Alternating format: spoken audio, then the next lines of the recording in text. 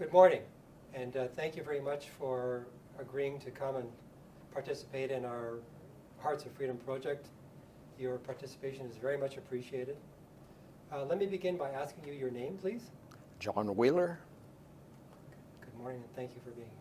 So I'll begin by asking you, please, can you talk to me about the Mennonite community, how it's settled in Winnipeg? Provide us a brief history of its organization in Sure. this area, please. Happy to do that.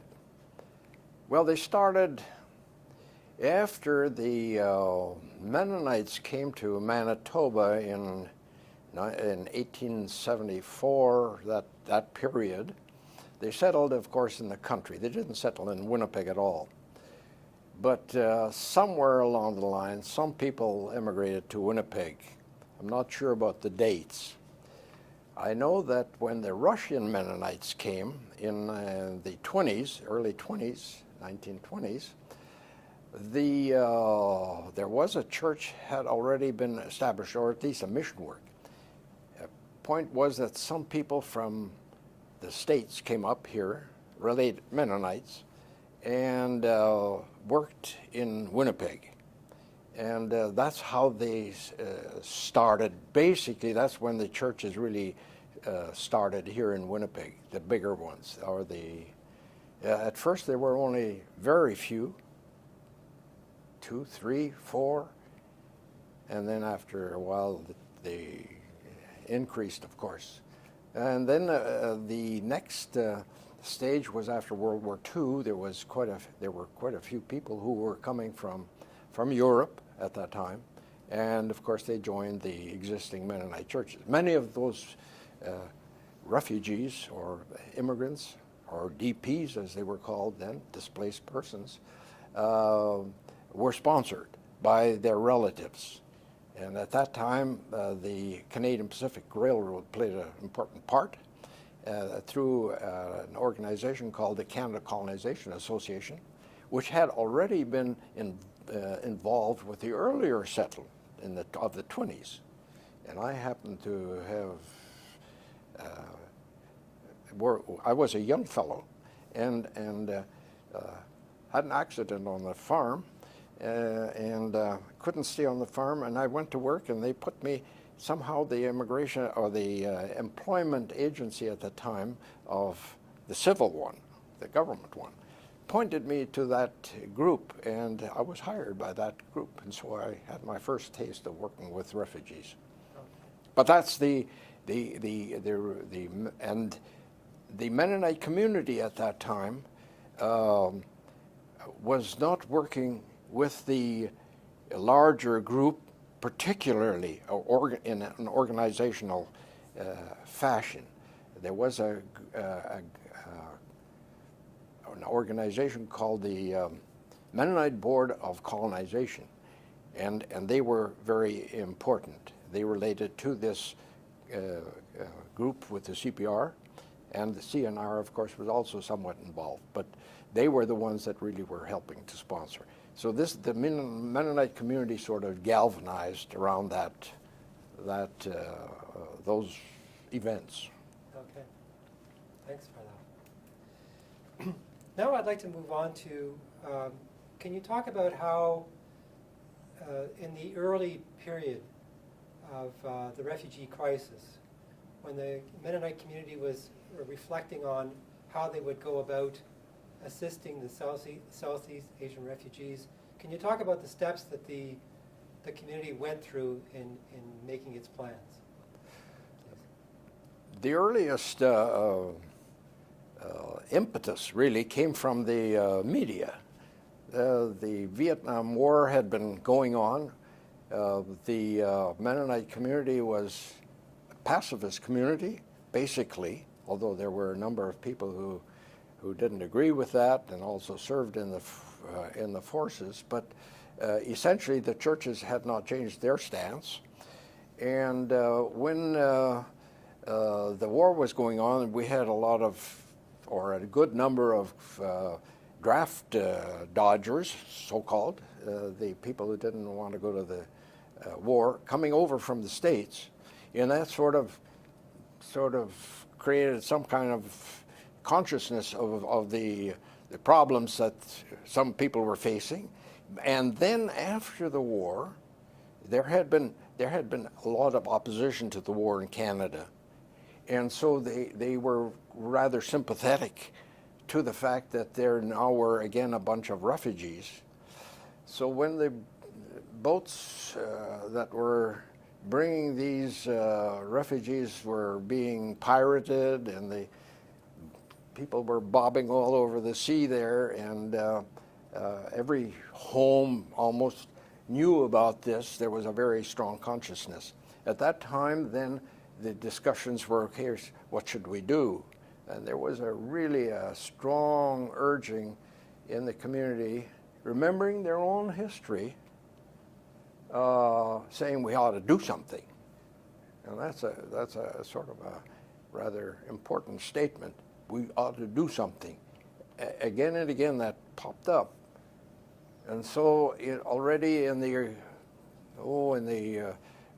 earlier days, there was discussion. I remember in 1978, there was a lot of discussion about what should be done. And there was the board meetings, and the annual meeting said, yes, do something, we've got to respond. And so a plan was hatched to, we got to talk to the government, we've got to make some arrangements. That was the precursor. So the essence, I think, is very important here, is that the community was pretty much agreed. The board and the executive committee knew their people. So when it came to the votes, there was no question. Yeah, we'll go ahead. And then orders were given to us, to the overseas desk primarily. That's who carried it, and I happened to be the coordinator there, to move on it. So we appointed Bill Jansen to be the chief drafter of the process. And I remember the many phone calls back and forth. Should we do this? No, this word, that word. You know, are we ready to take this kind of a responsibility? And we hammered it out, and of course, then eventually we signed the first master's agreement. That was, but the work beforehand was very important. I mean, we were ready to go by the time that was signed. Okay. When you say what was being said over and over again was we have to do something, I'm assuming that was coming from all the individual Mennonite communities across the country. Is that the case, or? No, not necessarily. Although there were certainly communication, yeah. But basically it was the way the Mennonite Central Committee is set up. And now we have there were the provincial organizations, which are independent, and they are in contact with their local churches, okay. And they send then delegations to the MCC. Board, which was very large at that time, huge board, sometimes 30 members or more, you know, and the representatives from the church and the representatives from church conferences were on there, because the Mennonite Central Committee's owners are basically the conferences of the Mennonite churches, and so there are about a dozen or so. So they all have a say in this at the annual meeting. So yes, it's not so much the individual churches, but the total organization is well integrated. And then it goes to the executive committee, which was about 7 members and so on. And eventually then the board, the bigger board, and the executive committee would be speaking for the churches. So prior to 1978, was the Mennonite community already involved with the Southeast Asian communities, like Cambodia, Laos, and Vietnam? Were they already present? Well, they certainly had a presence in Vietnam. Okay. There's a Mennonite church there. Okay. There were mission workers there, and of course the U.S. came in there with their military and so on in that situation. So, yes, they were involved. They were certainly involved in India and in Bangladesh.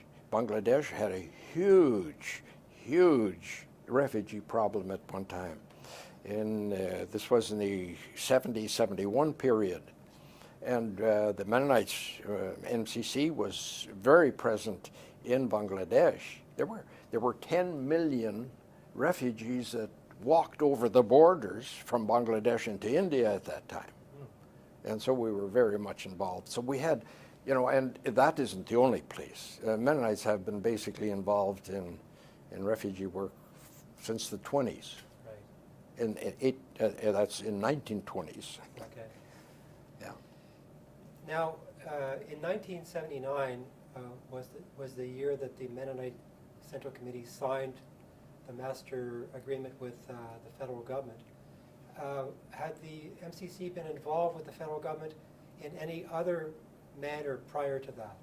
Or was that really the first time that you had formalized an agreement with the federal government, do you recall? Oh, now, specifically refugees. Yes. I think that was the first time. That was the first time. Well, the first time, except that, of course, in 1920, when the refugees from Russia were coming, from the Ukraine, of course there was an agreement to allow them to come in. So I suppose that was as important as anything, but not in terms of sponsoring refugees. I don't think so. Okay. After World War II, there were all kind of schemes, but they weren't particularly for Mennonites. There were, the war had ended. There were a lot of refugees sitting around Europe, and a lot of people trying to immigrate from the poorer countries, and some of the overpopulated ones. We had all kind of Dutch people coming in, and Italians, I remember, were going and picking them up at the train station.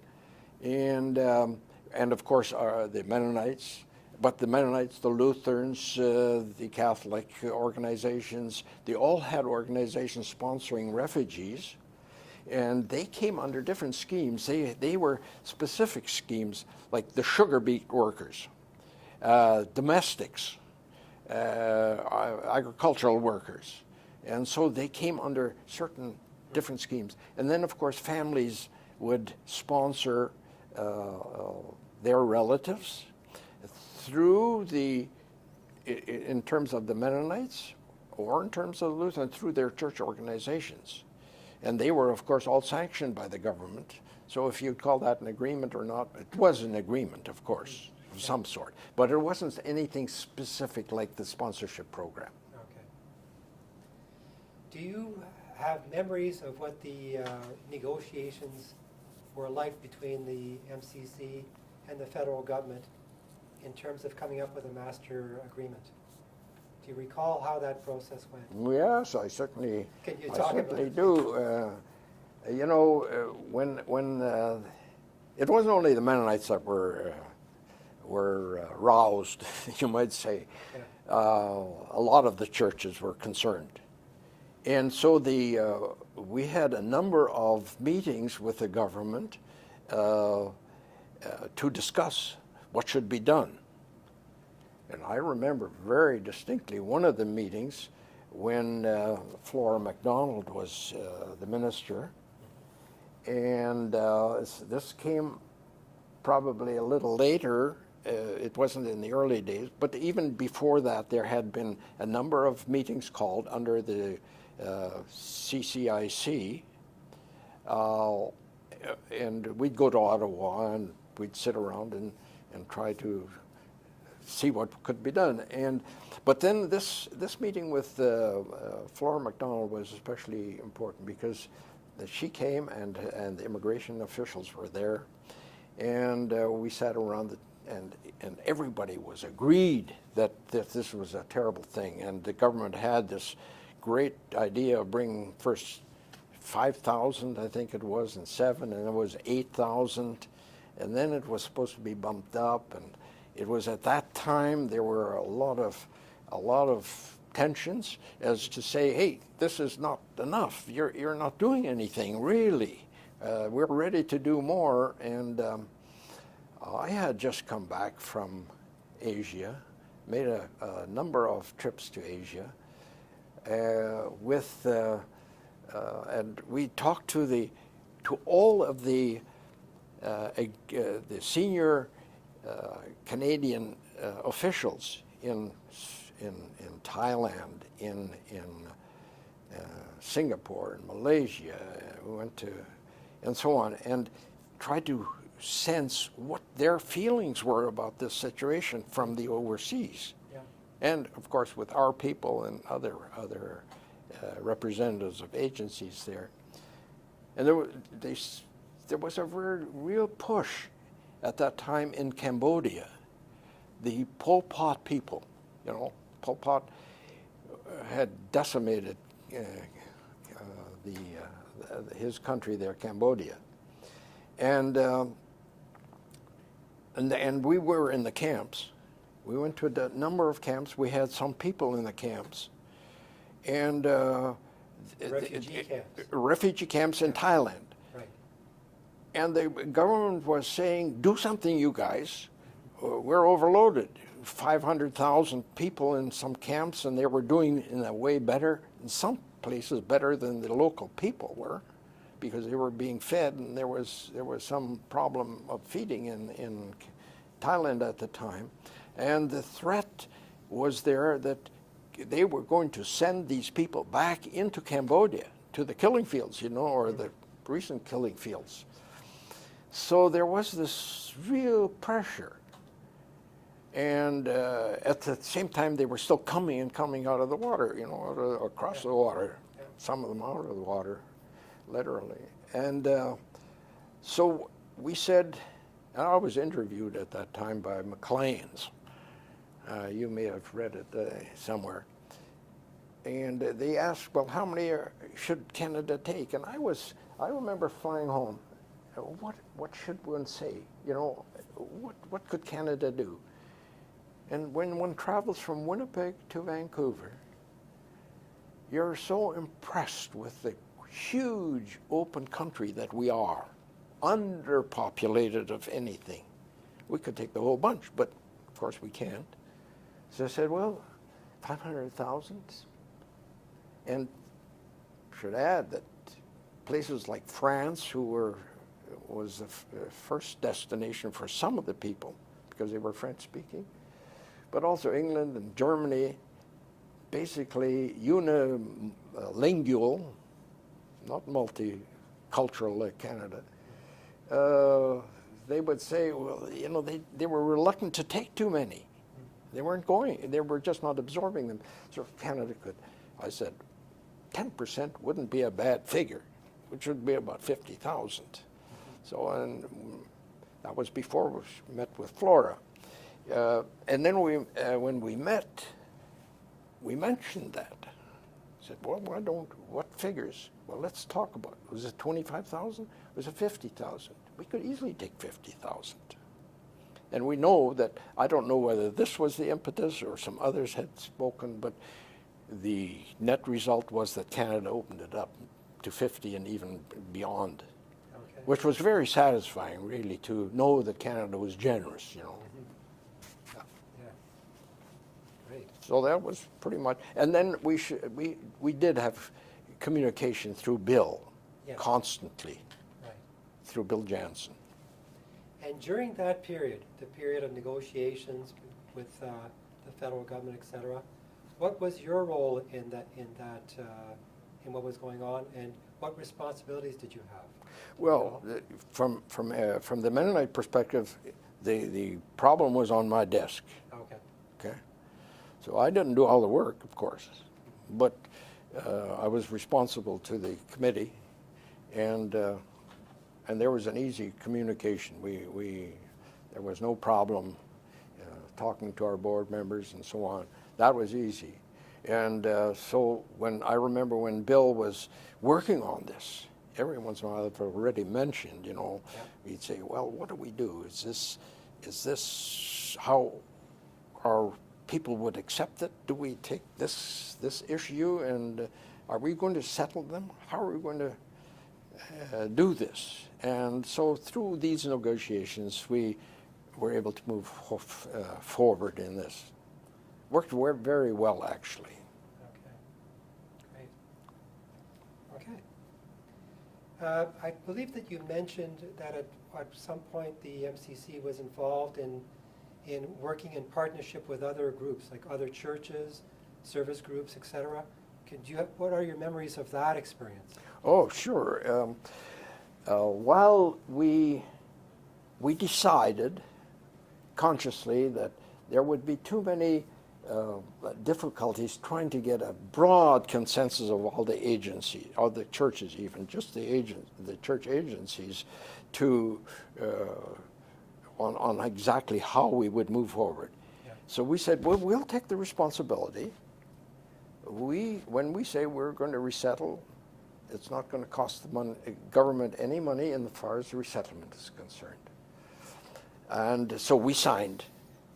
But as soon as we signed, we were very conscious that this was not limited to us if others would want to. Mm-hmm. Well, very soon we received requests for, come and tell us how you did it, or how can we get involved? And we had calls from all over. And so we responded. I remember going to Regina, to I think the Catholic organization there. We had the Lutherans here, good friends of ours. Happened to be that George Kyle at the time was the head of it. He's no longer around, but we had a good working relationship, which predated all of this, because he had been also in this board, this Canada Colonization Association, working with the 1950s or 50s refugees coming. So he and I were sort of colleagues at the time, but then I was a junior, he was an older guy, but it worked well. And so we would describe what we had done, and it was a master agreement, so it was ours, but it wasn't ours. You know, it was open to everybody. And I think it stated that somewhere too, that it was not, it was open for any group. In fact, it was for church or for agencies plus groups of 5 at the time. Mm-hmm. At that time, no mention was made of constituency group, which is now one of the other groups. Yeah. And and in terms of assisting others, because we are spread basically from Vancouver to Ontario. There's also some activity or some work in Quebec.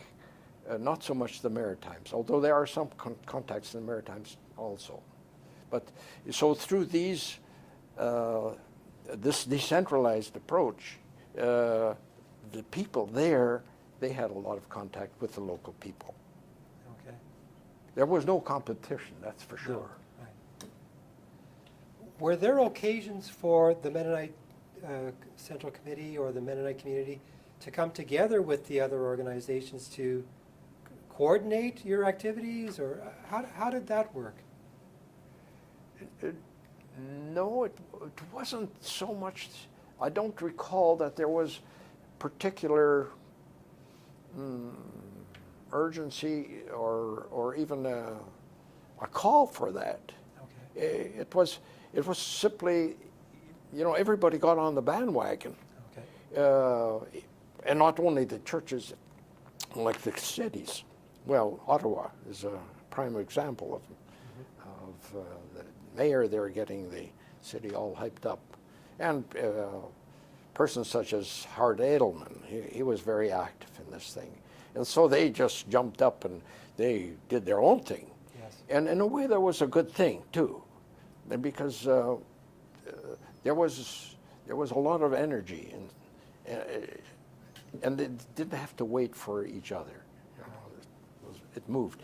And I would say a lot of credit also goes to the people in Ottawa with the government at that time, who were concerned, really sympathetic and concerned, not just in Ottawa, the field level also. We'll get to that probably a little further on.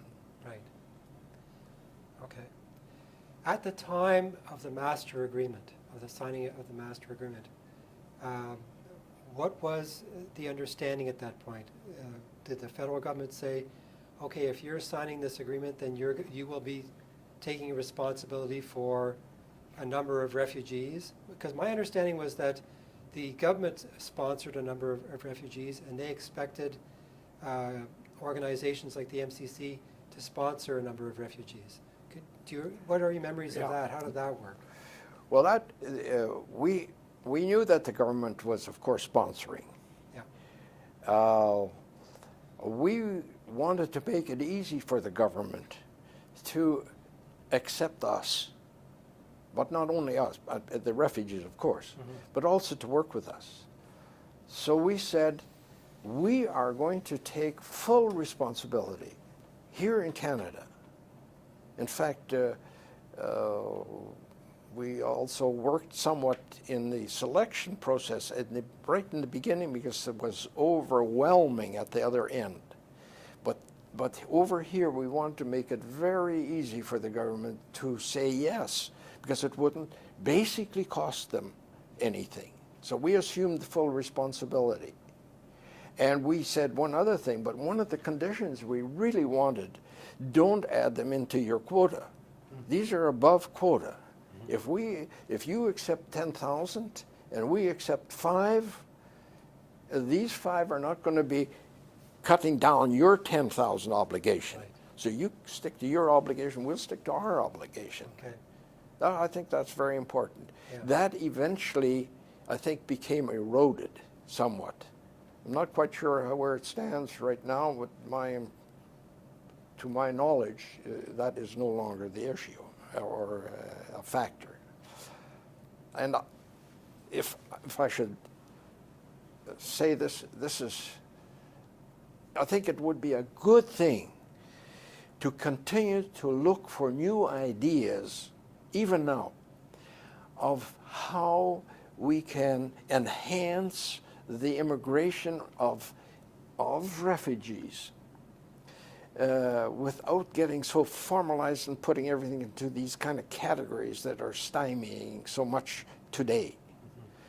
We have whole groups. When I think of the Eritreans, they're a homogeneous group in a sense, and they're doing very well in Canada, very well, and hardly any problems. They work hard. The Kurdish group, like the Yazidis, the Yazidis are a particular group. The Kurds are almost like that. They're still sitting in camps after 38 years.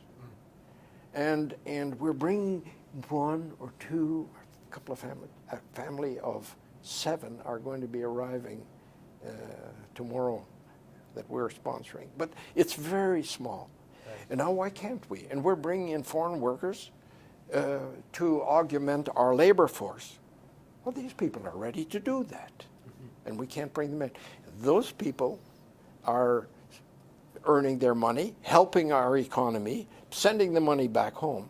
These people would come here, settle, build their homes, build their houses, retain all their earnings here in Canada. I don't see the wisdom of not using them. Yeah. Okay, that's a little deviation from the theme, but it's part of the refugee story. Yeah. Earlier, you mentioned your involvement in Southeast Asia. You went to Southeast Asia, I'm assuming, to go and see what was going on in the refugee camps, etc. Can you talk about your memories of that experience, please? Yeah. Earlier, meaning during this boat people crisis. Yes. Okay. Yes. We were working in a project in Bangladesh, which we had been since the 70s after their big problem. And one of the workers in Bangladesh was terminating. This was in 1978, or I believe. And when we became aware of the influx and so on, we asked Vera Isaac. I haven't asked her permission to say this, but she did a bang-up job for us. She went to the various camps. She went all over. And there was another fellow, Max Ediger, who had been in Vietnam during the war, stayed over during that crucial period of withdrawal, along with two others, stayed over, didn't go home, went to Cambodia, and he was there. I believe we had one more person there. So there was a consciousness of the problem. Vera went to these camps, and during that time I visited the camps to see what was happening. Mm-hmm. And I remember standing on the banks of the river there, looking into Laos, and hearing the stories of the people coming over in the boats at night. You know. Yes. So there were more people from other areas also coming into that area. Stephanie would be one of those persons probably. Right. So yes, we saw the camps. They were jammed full. You know, the Thai people were evidently under pressure. So during that time, we became even more aware of what was happening, and that's part of the reason why also as an organization we were very concerned about that. Right. Then I was on a different trip. This was already after the signing of the agreement. I was on a visit to China.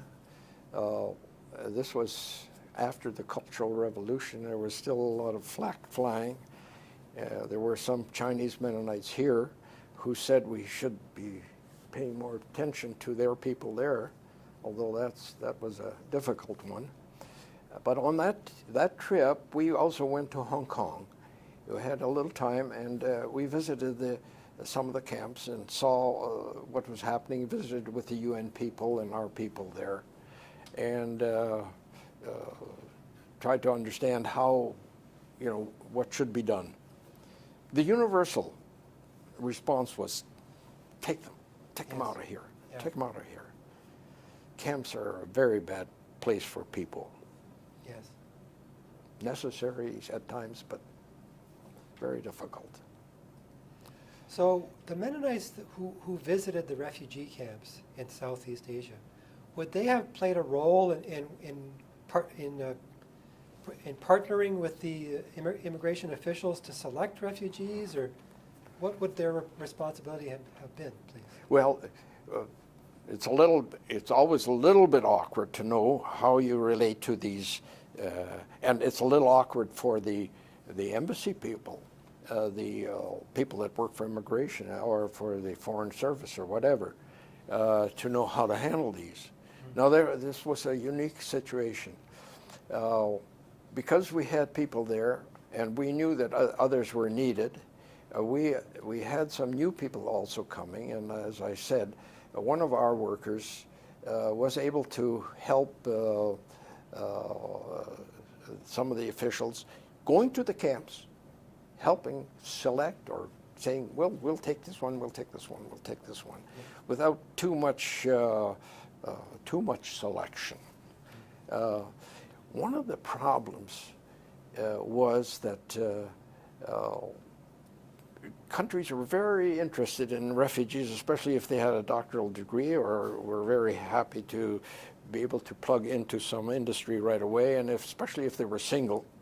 But what do you do with a widow with 5 kids? Yes. And or somebody who is even ill and may need some help? And we made a very conscious decision that we'll take them as they come. We're not going to siphon off, and we'll take whatever. And we've had some very difficult cases, and they worked out quite well after all is said and done. At one stage, also, the issue of TB, tuberculosis, came up, and we were very fortunate in getting the Manitoba specialist on that, the doctor here. We recruited him, sent him over to assess the situation, and he came back and said, "No problem, pick him up, send him," because with a few pills and so on, they could contain it, and it wasn't a problem. Okay.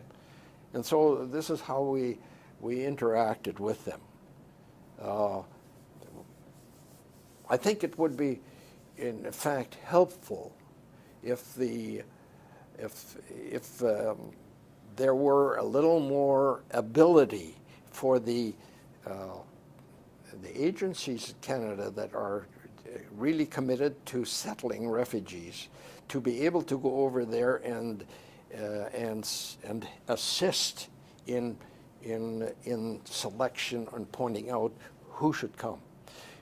The concern the government has, and which is very legitimate, is that the refugee situation or stream can encourage the wrong people to come. Now, who knows them? Yeah. And we have this continuing problem. They don't have quite the right papers or something, and then they can't come, and despite the fact that they're absolute genuine refugees and they're just waiting. And there's nobody at the other end to sort of confirm or affirm that these are the people and say, no, don't take this, or he doesn't fit the category. Mm-hmm. So, yes, we were thankful for that opportunity. But it was very unique. I don't think it's happening today. Since then. Yeah, and it didn't happen for very long, but it was very helpful right in the beginning. Okay. Do you recall how much time you spent in Southeast Asia during that period? So,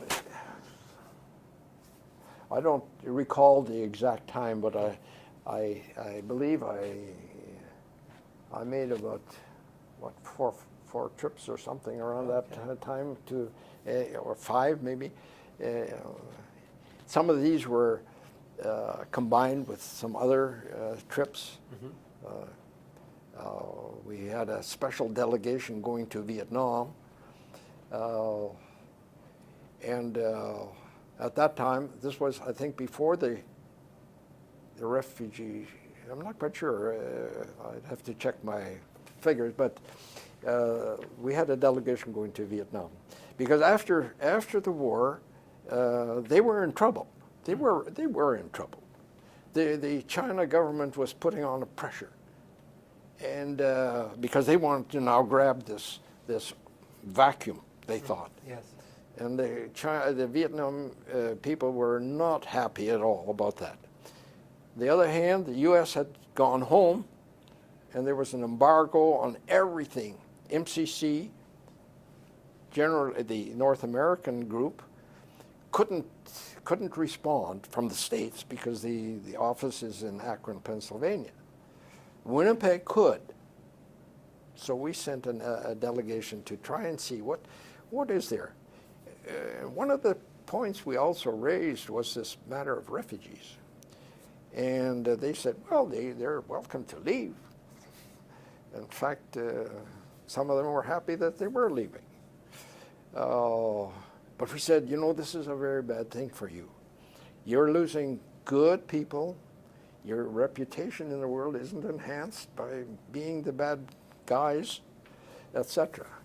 Well, I don't think it made much of a difference what we said. But what we did do is we negotiated some aid to the poor areas because we were not the enemy. Mm-hmm. We wanted to be the friends. I mean, it goes back to our faith statements. It's, you do good to those who hate you, or you try to do. But they didn't hate us. They were in need.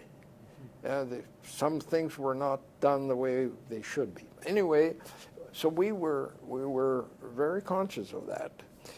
And on the way back, we went to Thailand.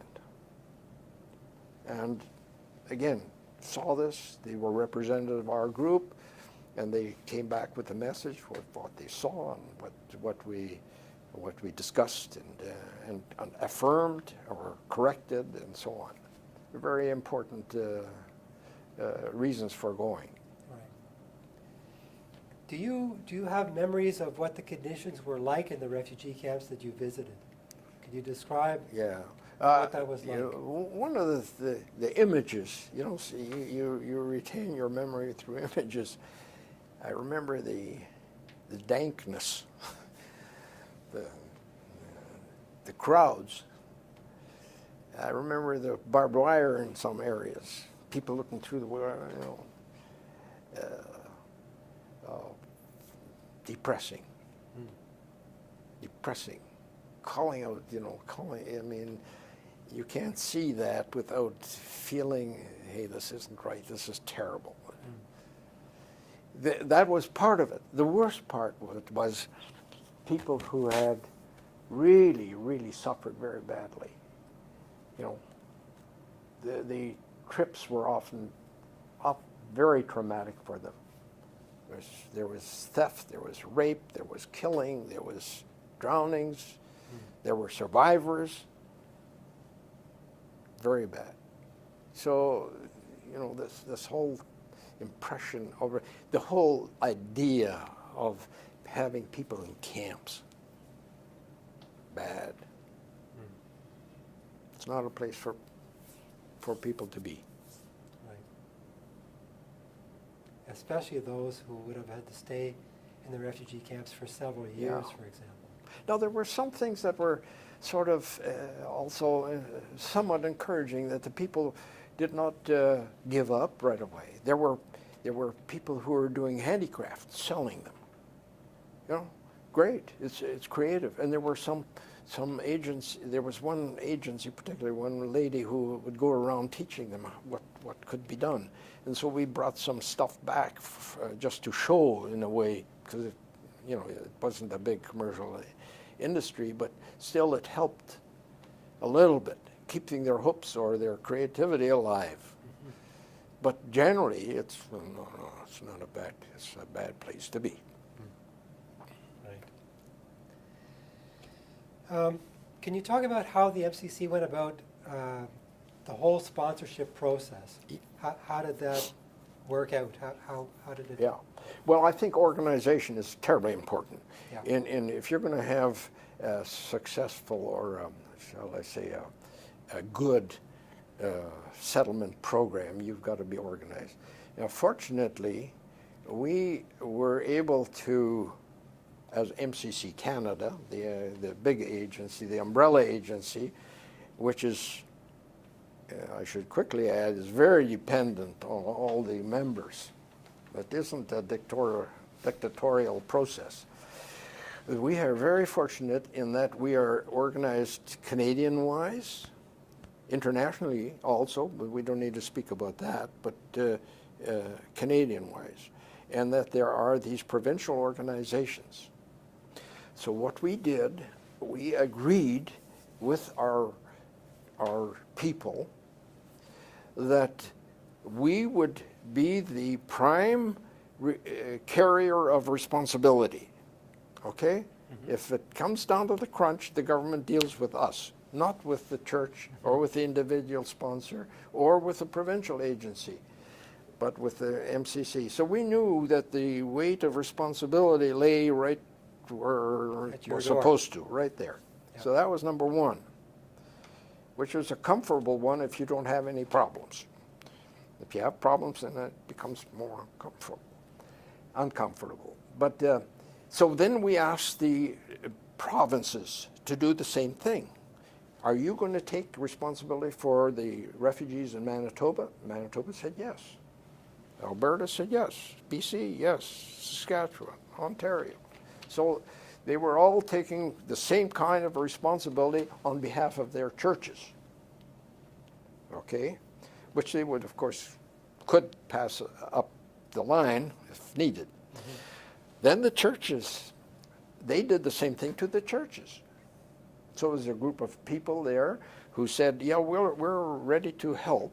Maybe not the whole church, but maybe 10 people in the church or a little committee or whatever. But the church became involved. And so then the church took on that financial and settlement responsibility. And it worked beautifully. I have again and again asked whether, even today, have you had a financial responsibility as MCC Canada? I have not heard that they have had any problem that something bounced back to them where they had to start covering financially. Okay, wonderful. Of all those refugees that came, provincially, I think the same thing. There may have been one or two cases where they have had to come in and help. There have been occasionally problems, but it's minuscule. You could say there was none, but that wouldn't be quite accurate. But almost nothing. The churches themselves, they took on the responsibility. So what happens? Well, a family comes here, and the church is organized, and they know what to do about where to find housing, how to look after them, make sure that their needs are met, and financially get them onto a path very quickly. So that's the way it's organized. I remember going to a church who couldn't get couldn't get the thing rolling very well, and they asked me to come in there and say a few things about the refugee program, and I said, in my view, the first thing is that you have to be committed to it. Are you really committed to it? And you say, yes, we want to do this. Okay, then it's agreed. Number two, organize. Get yourself organized. Who's going to do this? Who's going to do that? Who's the chief? Mm-hmm. Thirdly, act. Go to it. Yeah. That's as simple as that. Yeah. And it works. Yeah, and it has worked. Okay. I should perhaps say one thing quickly here, which is a modern one. It's happening now. It's not 1980. It's now. There's one church here in Canada made up of refugees, completely refugees. They're Eritreans. They started some years ago, I think about 10 years, 12 years ago maybe. They had only a few members. They happened to join a Mennonite conference here, so they're under a sort of an umbrella, as far as the umbrella is concerned, which isn't useful if it isn't raining. Anyway, it's there.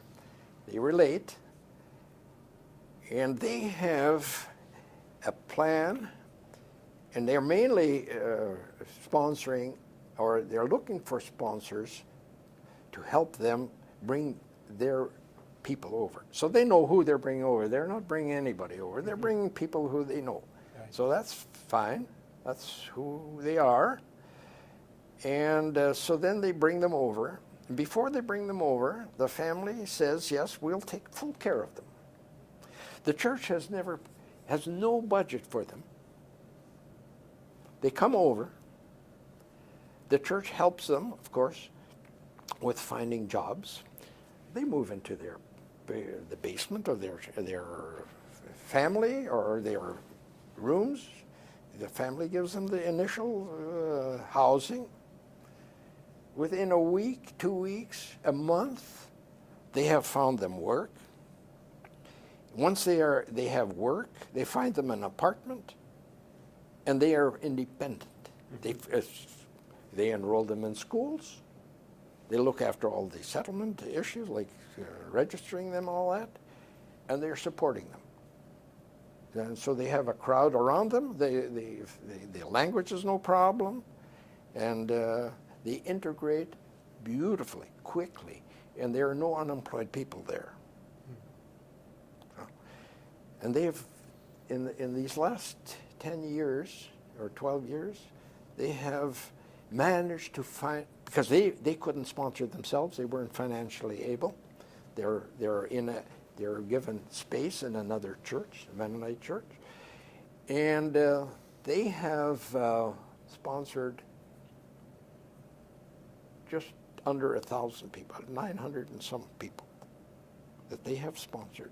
The small group. They started with just a few people.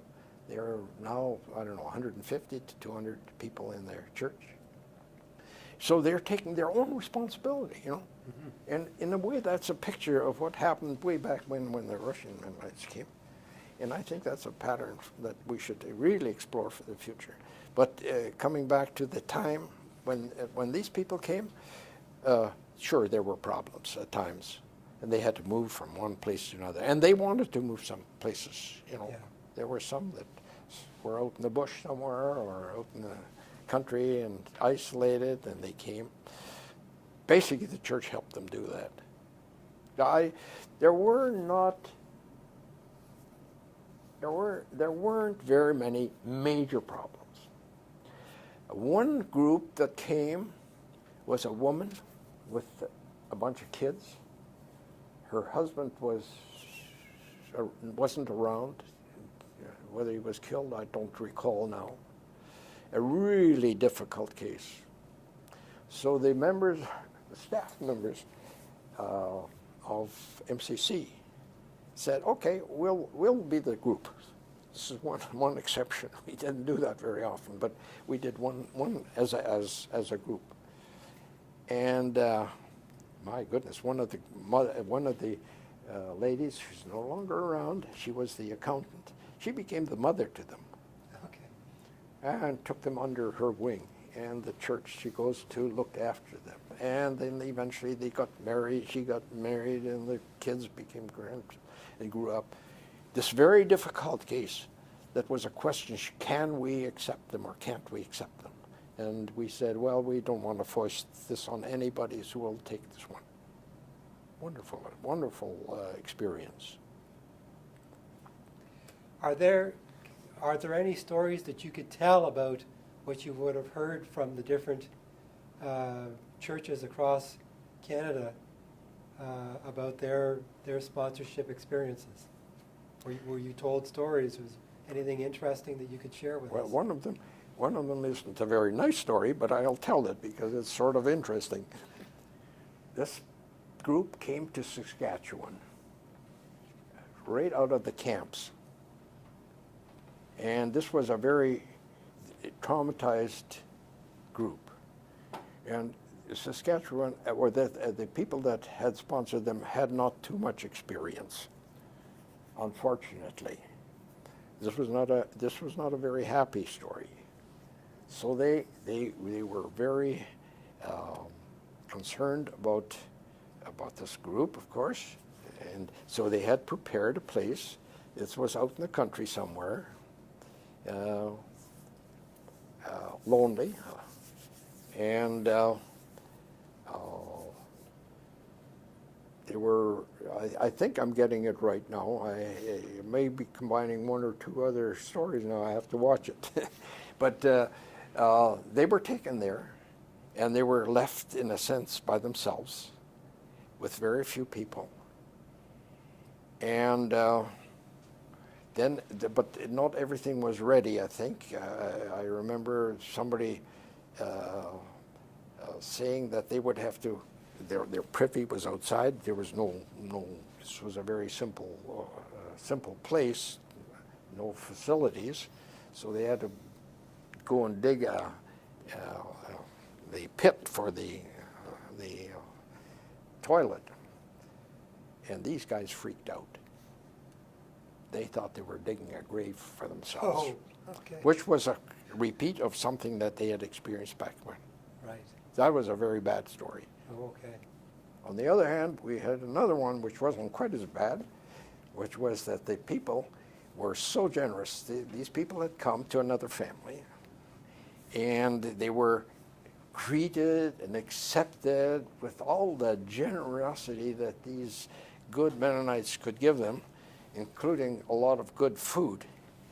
And they fed them this heavy stuff, which they weren't used to. And finally they came to the apple pie, and it was a heavy thing, and these people just couldn't take it.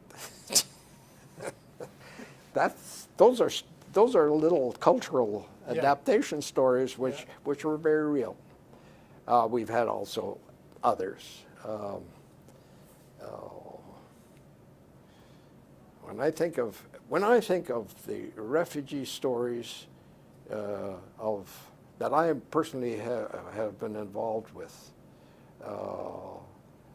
one of the more difficult ones, this is not of those early times, but it's typical. Mm-hmm. We received a request to sponsor a family that had been rejected a number of times, a woman at risk. One of these very difficult ones that can't be easily settled. Mm-hmm. 20 years in a camp, not in a camp, in a country, not allowed to work, not allowed to go to school. Oh. Yeah, really, it's terrible. Lost her husband, had 2 daughters born in this new country. One had 3 grades, one had no education. The mother had 6 from previous, not too well educated, and a young brother of the mother who became the son in the family, who witnessed the massacre of his parents in a bombing. Mm. So he was all alone, so somebody found out where she was and sent her over to this new country. Well, here she was, and we said, how are we going to handle that? We can't handle it. We don't have the language. And but after thinking about it, and we pray about these things too, and somehow the Lord sometimes puts a heavy on one. You can't get out of it, Somehow that spirit just works in you and says, oh, are you going to turn them down?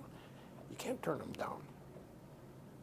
So we said, our group said, yes, okay, we'll take them. We'll see how it works out. We found out sympathetic people from her country who spoke the language.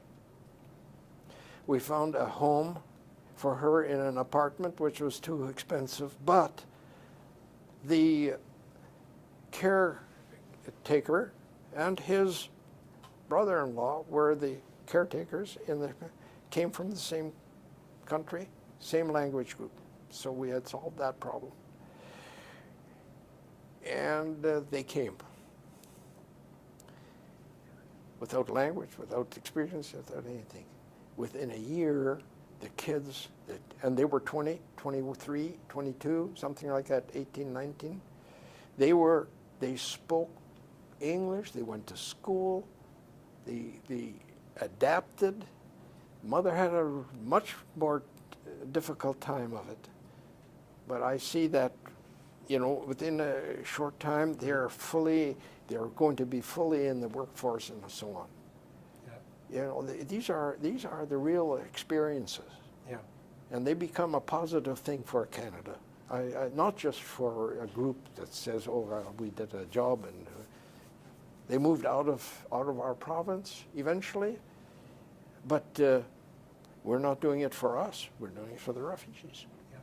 What's best for the refugees. So I think that then there are hundreds like that, stories like that. Yeah. In the past few years, have you had occasion, or have you been approached by different groups or organizations to come and speak to them about what your experience has been like in working with refugees? Not so much groups. Okay. But I get a call every week. Oh. Almost. I get a lot of calls. Okay. Because, people happen to know, and I'm getting on a little bit, and so it's good that they don't call too often. Right. But yeah, and there are a few others in our community in Winnipeg, not in necessarily Mennonites, but right. There are others who have the same experience. We're badgered by people whose refugees are in camps. Especially now, this is the Middle East, terrible situation. Yes. Africa, terrible situation in some Yeah. the Rwandan,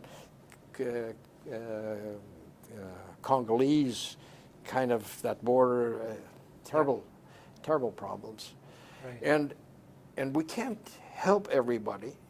That's obvious. But the need to be sensitive and to continue to work at it is very important, I believe. Not only for the refugees, but for our own communities. We should not become hardened. Yeah. I think if a country remains compassionate, if you wish, or the people, and it's the citizens really, it's not just the politicians, you know, the politicians go where the people will vote for them. Yeah. And on issues that they will vote, and they won't vote for refugees. We know that. And so it's not a political, can't be a political issue. That's the problem. Yeah. It has to be a heart issue that comes out of the communities. And we dare not forget about it. Yeah. But the need, tremendous need. Family of 5, family of 7, you know, sometimes individuals. The individuals, okay, but what about a person that has been in a camp for 38 years? Yeah. And we've had those in the last while. Yeah. And people are reluctant somewhat, and yet this is what we are. This is what Canada was and is and should be. Yeah. My final question to you is, given your experience with the MCC and working with refugees, one of the important goals of the Hearts of Freedom project is to teach the new generations about that part of the history in Canada of welcoming refugees to the country. Do you have any final thoughts that you would share with those generations? Well, you know, the question is a very good one, and the answer is about as old as humanity, I would say, at least of the Judeo-Christian part of it. You know, bind these things upon your hearts. The old sayings in the scriptures. Don't forget, again and again and again and again. Now, how don't we forget? Well, we don't ritually have to bind them somehow, but in actual practice, we must teach our children and teach our grandchildren and our great-grandchildren if we have any. And they are maybe not teachable yet, but yes, how to do it is one of the big problems. One of the very good things that we have lost somewhat, was we used to, as MCC, as the Mennonite Central Committee, as Mennonites, we used to have a program of sending workers overseas. And there were some problems with that, and they had to be recognized.